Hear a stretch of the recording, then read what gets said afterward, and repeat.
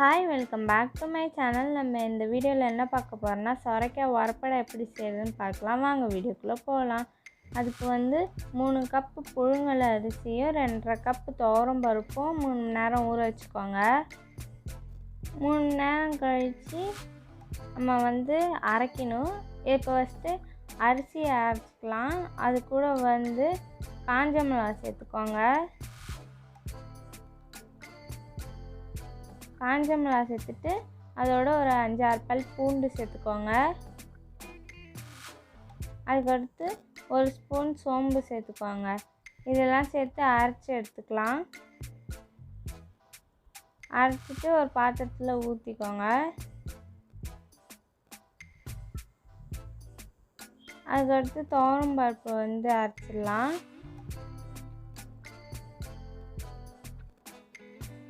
இந்த மாதிரி அரைச்சி எடுத்ததும் அந்த அரிசி ஊற்றி வச்சுருந்தோம்ல அதிலே சேர்த்துடலாம். இதையும்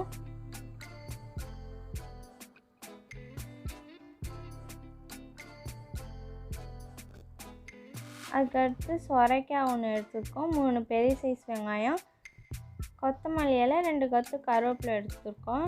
அடுத்து வெங்காயத்தை அரிஞ்சு சேர்த்துக்கலாம் அந்த மாவில். அதுக்கடுத்து சொரைக்காவை இந்த மாதிரி துருவி சேர்த்துக்கோங்க.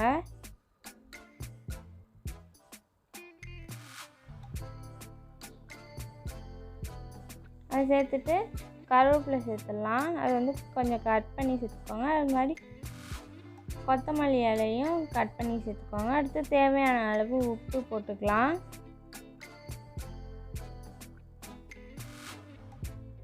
உப்பு போட்டுட்டு மிக்ஸ் பண்ணிவிடுங்க.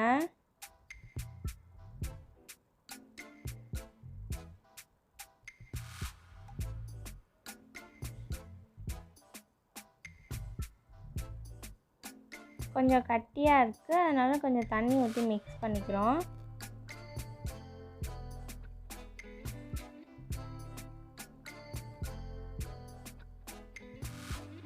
இந்த கன்சிஸ்டன்சியில் இருந்தால் போதும். அடுத்து தோசைக்கல் வச்சுட்டு அதில் நம்ம 2 கரண்டி மாவு எடுத்து ஊற்றி தோசை ஊற்றுற மாதிரி நம்ம ஊற்றிக்கலாம்.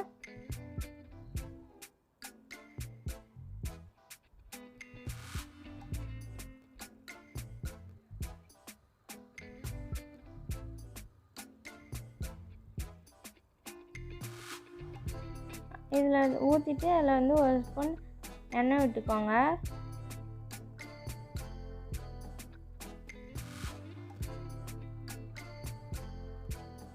ஒரு சைடு வெந்துச்சு. இப்போ திருப்பி போட்டுடலாம். திருப்பி போட்டு இன்னொரு சைடும் வேக வச்சுக்கோங்க.